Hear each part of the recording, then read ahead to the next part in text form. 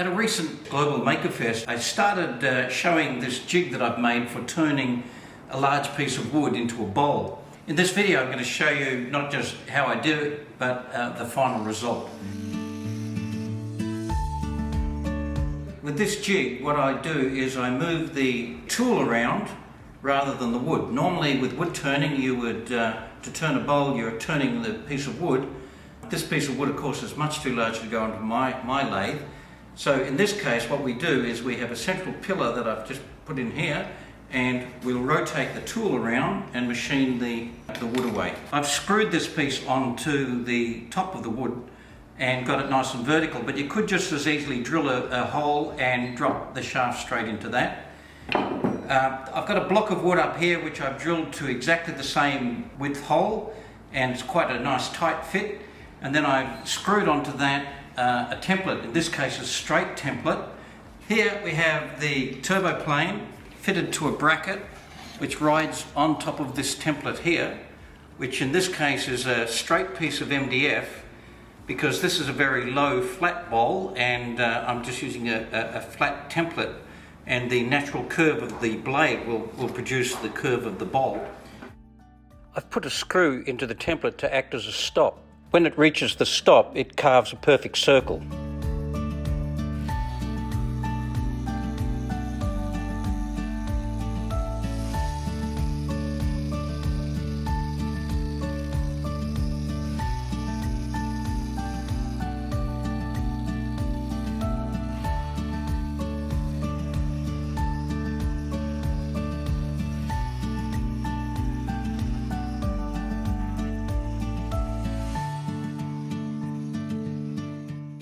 So now I've taken it down to about the depth that I want.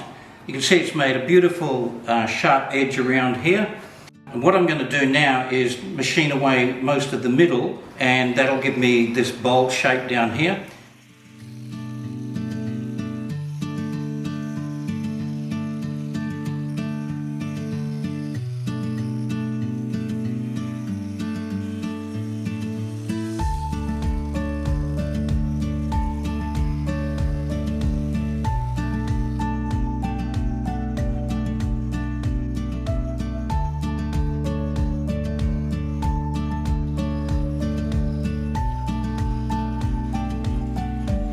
So that was as far inwards as I could go, and it's formed a nice circle.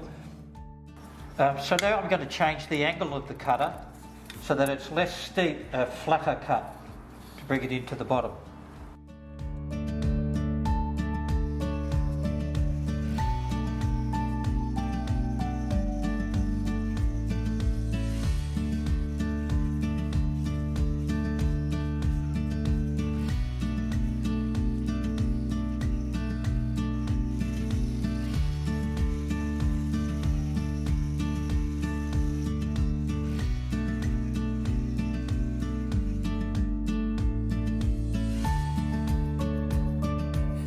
Well, I'm back in Kev's shed, and I've decided to take the centre out so that there's a bowl within a bowl. And the way that I've done that is that I've just cut this out on the bandsaw, and now I'm just going to use the hot melt glue just to seal that against that, and then I'm going to use that as a template to take the centre of that out. So that's a very simple way to make the template. So just cut them out on a bandsaw. It doesn't matter if you cut a line in it, you just glue it afterwards, and then that should be fine for using it as a template. Now I've glued the template down with hot melt glue onto that so that I can always take it off and clean it up afterwards. And now I'm going to use the mini turbo to machine it out using the template.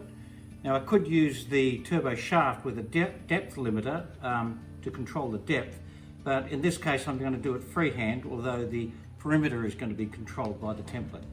But this will be a much faster way than the turbo shaft, which is much smaller. So the mini turbo is very similar. It's got replaceable carbide teeth, and it's about a 2-inch diameter, as opposed to the turbo shaft, which I think is 20 mil, whatever that is, just under 1 inch in diameter.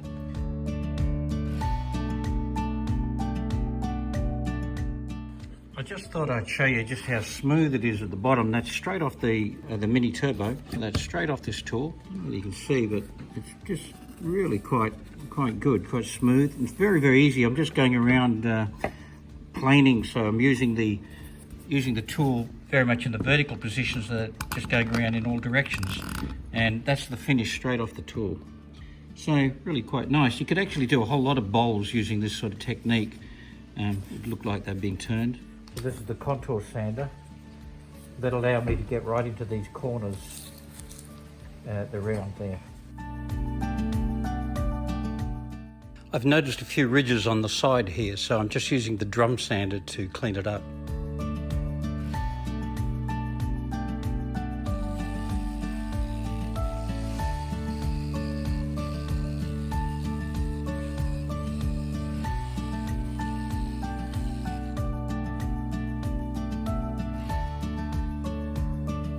I'm going to use the bandsaw just to cut this off, and then I'm going to use my jig to round that.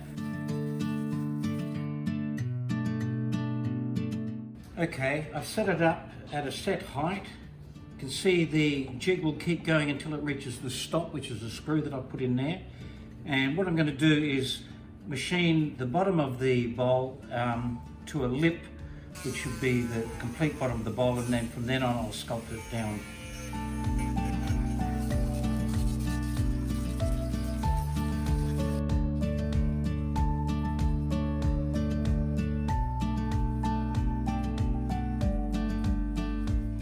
So there's my first pass. You can see it does a nice curve around the edge. I'll just move that down a bit further.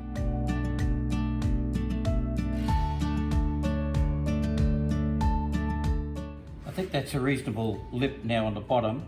I've just taken these screws out, so I'm removing that. I'll turn it over and work again from the top, because I want to make sure that this is concentric with these rings here, and I'm going to trim that edge and then maybe take that out.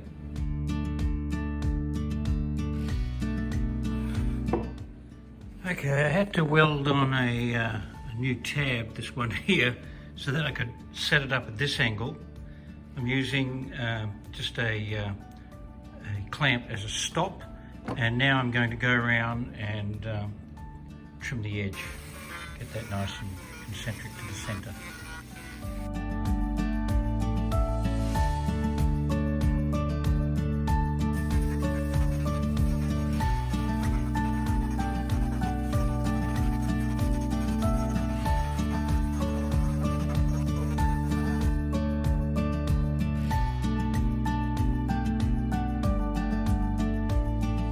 Just an update on this jig.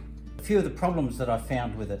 This one, based on the rollers, they have my turbo plane attached like so. Even with a stop here and rolling it in, it was still possible for it to tilt up a little bit like that and lift off there. And so in a couple of places, if I wasn't paying attention, it would accidentally do that, and I'd take a little bit too much off, which of course would be a problem. So then I started using a clamp to just clamp this bracket in certain positions. And I found that it was easier to set the clamp so that it's clamped and it can't move in any direction along this plane, and then just set this stop at the right position, and then I would work down from the top and get a much more precise cut. It was working really extremely well. So the difference is, instead of bringing it in and using the roller or some kind of a roller type system to slide into a stop, I found that it's better to use the stop here and always come from the top down, and better to just clamp it in position. So given that, I'm going to clamp it in that position. It doesn't need such a complex mechanism. I've gone back to my bracket that I made for the slab planing hack that I did. I think this clamp is actually proving to be really quite universal, so it also gives me the option of getting to some positions that I couldn't do before. So I've made up this little piece of plywood which I'll fit in there and clamp that on, and now that allows me to attach it anywhere I want on here and clamp it in whatever position that I need for cutting. So of course you've got to clamp it very well, so I'm going to use 2 clamps just to be sure. And then I'll use it that way to do the machining or the turning. So this is turning out to be even simpler than I imagined. So really, it's just this arrangement plus a bracket to hold the angle grinder or the power unit, and then you just clamp it and put it in whatever position you want, and then come down from the top.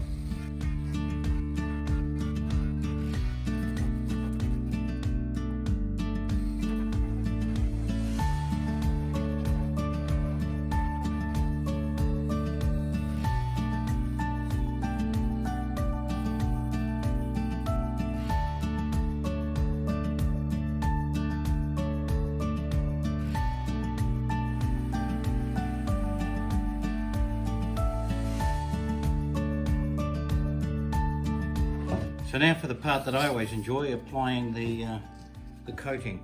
Now this time I'm going to use a food safe hard wax oil, but because I'm going to be putting food on this, I think it's good to use a food safe oil. So let's give that a try.